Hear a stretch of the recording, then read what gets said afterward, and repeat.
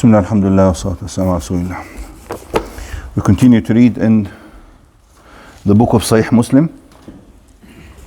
And yesterday we discussed the hadith number 52.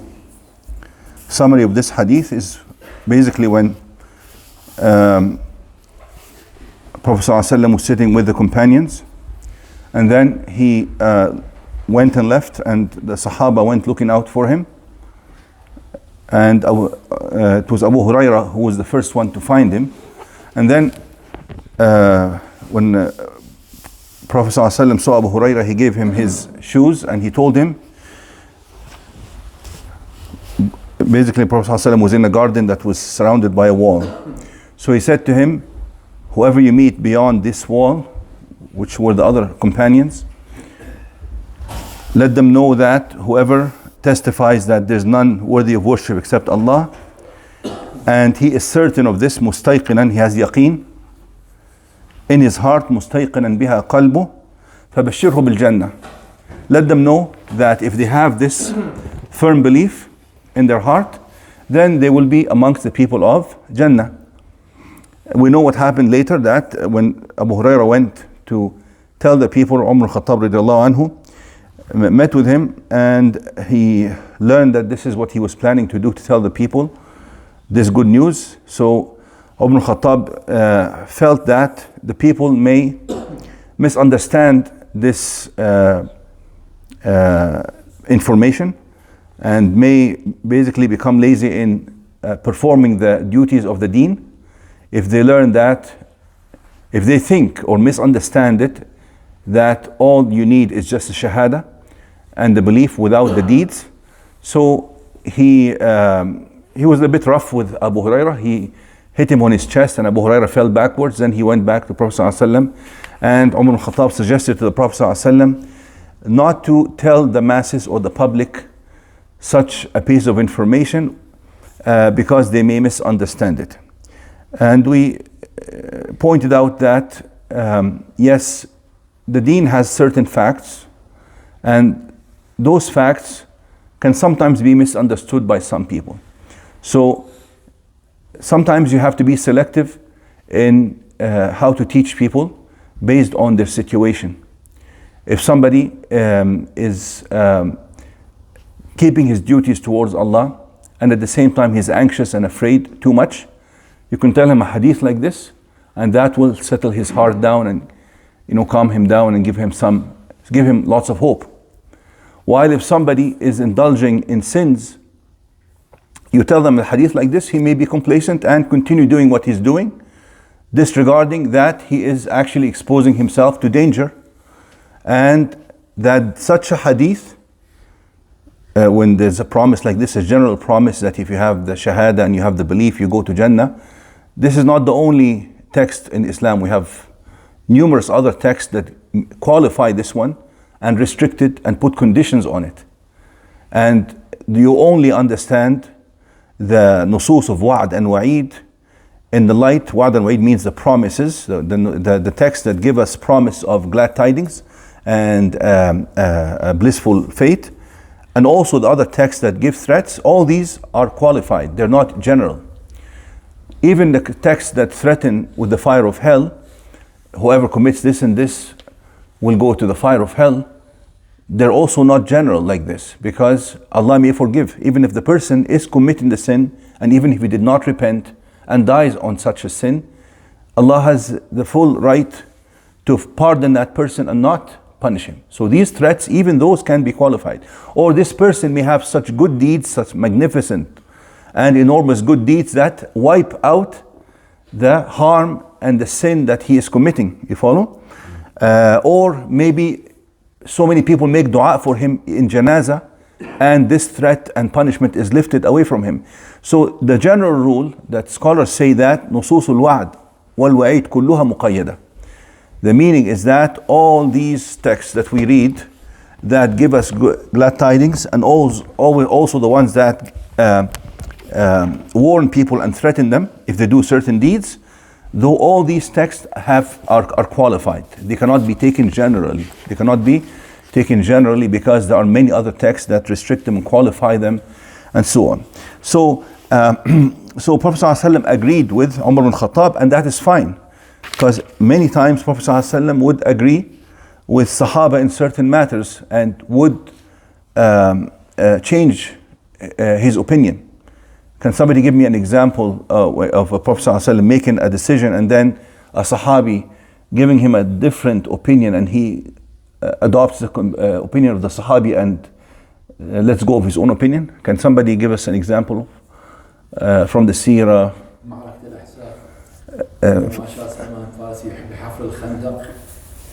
Yes, but yes, that's a good one. But here the Prophet ﷺ didn't have a different opinion. He was just asking the Sahaba, what do we do in this battle? The battle of Ahzab, the battle of the trench, or this coalition that was coming to attack the Muslims in Medina. He was asking them, what is your opinion? And Salman al-Farisi said, we dig a trench around the Medina. But here, Prophet ﷺ didn't have an opposite opinion. No, there's examples such as Prophet ﷺ, for instance, in battle of Uhud, he wanted to stay in Medina because they were outnumbered, and have the enemy come and everybody in Medina would fight together to repel the enemy. But some of the younger people who missed the battle of Badr said, no, we want to go out and fight them out there. And so he took the opinion of the majority. In the battle of Badr, when he went to a certain station, he said, we will camp here and wait for our enemy. And one of the companions said to him, is this based on revelation? Whatever you chose, this location is based on revelation, or is it your own opinion based on your expertise in war? He says, no, this is my own opinion based on my personal expertise in war. And then the Sahabi said, فَلَيْسَ هَذَا بِمَنْزِلٍ. He says, this is not the best place for us to camp. And then he told the Prophet ﷺ, look, the water is in front of us. If we camp here, the enemy will enjoy this water. There was some kind of water source, and we will be deprived of it. No, we go further forward. This way the water is behind us. We can replenish ourselves with the water, and they will be deprived of it. We get stronger, they get weaker, so on. In many opinions. So here, Umar al-Khattab is given his opinion based on his experience about the situation of the people. How will the people receive such a piece of information? But this piece of information is definitely correct if understood in the light of the many other texts of Sharia. Does that make this hadith clear? Okay, this hadith also shows us that why did he give him the shoes? Why did he give him the shoes? Piece of evidence, exactly. So that shows us in Islam we take evidence, like we rely on evidence. So we always look for proof. You're telling me the Prophet ﷺ said such and such, so what is your proof? Show me which book it's in. Here he gave him the shoes. Sometimes he used to do the khatam, which is his own stamp, especially if it's something official, he would send it. So looking for evidence. Sometimes the Sahaba, when they would narrate a hadith to another Sahabi, if he felt that the meaning maybe required some kind of confirmation, he would not accept it from him. He would say, who would witness? Who's your witness that Prophet ﷺ said so and so? And he would go and look for somebody else who heard the same hadith to support him, and so on. And the opinion of not telling people everything based on their situation is also another teaching of the Prophet when he said this to Mu'adh ibn Jabal, when he told him the same thing, that whoever worships Allah and testifies that there's none worthy of worship except Allah and that Muhammad is his messenger, إِلَّا حَرَّمَهُ اللَّهُ عَلَى النَّارِ. Allah will basically prohibit for the fire of hell to consume that person. Haramahullah means he has become haram and prohibited and protected from the fire of hell. Mu'adh ibn Jabal said to him in another hadith, which is the next hadith in this series, number 53, he says to him, should I go and tell the people? What did he say? قَالَ إِذًا يَتَّكِلُوا. He says, they might rely on this information alone and forget the many other obligations in the Sharia. So he told them not to tell them right now. Maybe it needs explanation. Maybe to tell them when they are stronger in their deen. Maybe to tell them when they learn their deen more, and so on. You follow? Okay. Sorry?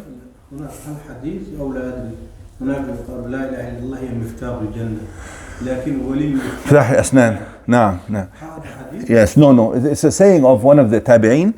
I don't recall his name right now. That a man also from the second generation was saying to one of their scholars, he says, isn't shahada, ashhadu an la ilaha illallah Muhammad Rasulullah, miftahul jannah, it's the key to Jannah?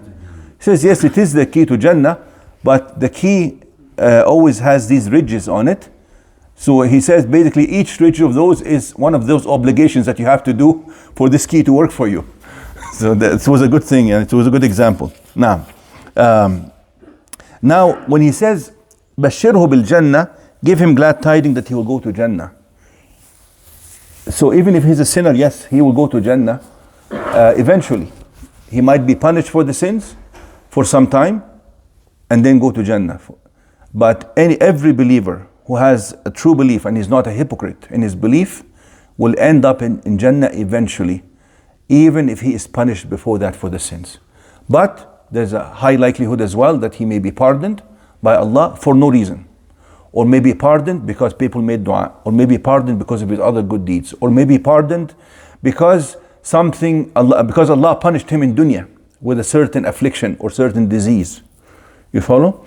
So many things. Or maybe pardoned in akhirah because he got some punishment in the grave. So there's many things. Actually, Ibn Taymiyyah counted 10 different stages and reasons that can lift the punishment. And we know certainly that he will end up in Jannah. Everybody who is a believer, a mu'min, and not a hypocrite will end up in Jannah. But the confusion may arise in the hadith that may say حرمه الله على النار. That's different. He says حرمه على النار means that he has become haram for the fire of hell to consume him. So how do we understand this one? Because we know that he may go to fire, right? If he has committed major sins and has not repented, he's at risk of going to the fire. How do we understand that? This scholars understood it in different ways.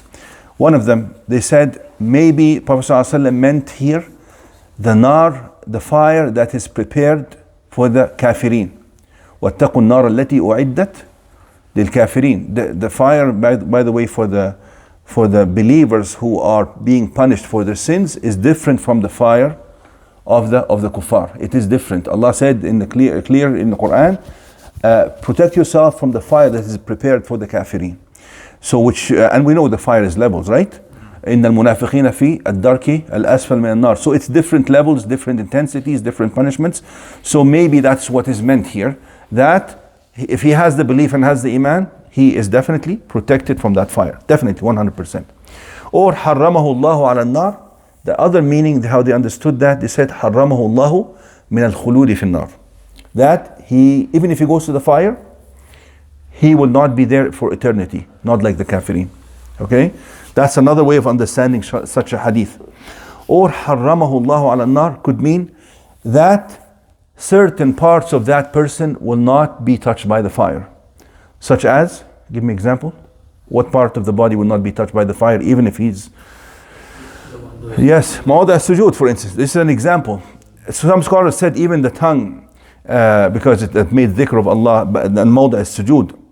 And there's some hadith in Sahih Bukhari, حرم الله على النار صورهم. صورهم means the whole face actually.